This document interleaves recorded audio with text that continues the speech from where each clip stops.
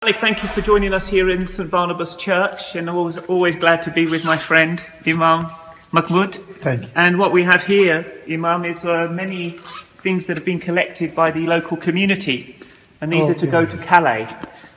Most importantly, they need things like tents, they need sleeping bags to keep warm, they do need warm clothes for men, and also they do need things like shoes for men. Men's shoes are very important. There are about 4,000 men at the moment who are staying at the Calais camp. And then there are about 60 or so women and children as well. And the need is really to support the men because they are living in the wild, as it were, just living in this grass area. They call it the jungle. Living in tents, living in little places they've constructed. You know, it's very worrying because the winter is coming there. Yes, yes. And those people are really going to suffer. Yes. There's also the possibility for disease to spread. And they have difficulty in connecting with people. So, as well as goods that are collected, and as I said, it's important to have things like men's shoes, sleeping bags. What they really need is money. The thing they really need there is money. The best thing is to collect money, make sure it goes to the French charities who are working on the ground. And those charities are trying to organise things to keep people warm, to make sure...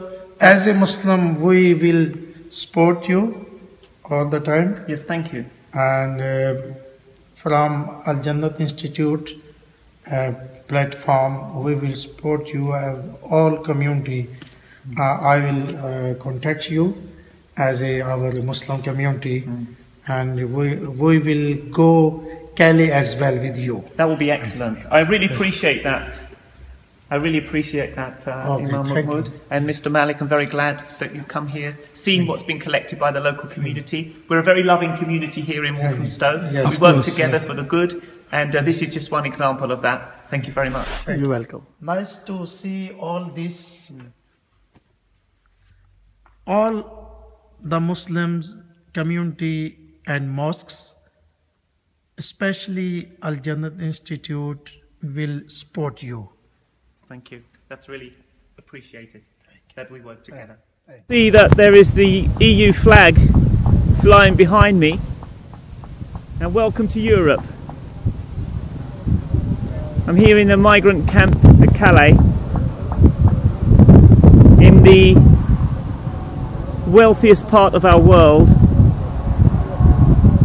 And here we are surrounded by people who are living on the very basics, dependent upon charity.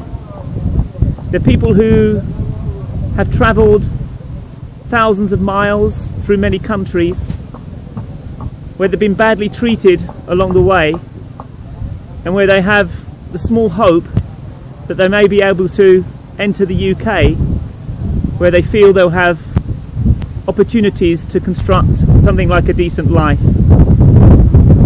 I can't imagine anybody choosing to live in a place like this other than through desperation.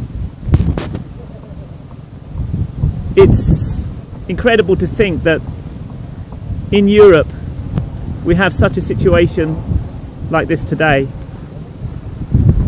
With the wealth we have, there's only 3,000 people here. Why do we not help them to come into the country and support them in a way that they can build decent lives? This is not the Europe I think we want to live in. A Europe of barriers and boundaries and borders that cuts out the poorest of our world, those who've come from war and disaster. Rather, let's build a Europe of true compassion, where we're able to help those from other countries who are in desperate need. Calais camp here, and it's one of the great things. There's a lot of people who want to help, and I know there's a lot of people back home in the UK who want to help. They want to provide support. But I think the important message here, it's important that this help is coordinated. I'm here with Maya. She's one of the local people who's one with the local organisations. And then, you know, at the moment here we've got a bit of chaos just because people are just turning up with stuff, distributing it in an unorganised way. What sort of impact is this having, do you think, Maya, on the situation here? Well, you know, I mean, we have a bunch of vans that arrive and want to do a distribution, and they're not well organized. They don't plan their distribution. They bring all those vehicles, and as soon as the vehicle arrives, everybody jumps on the vehicle because they want to have something.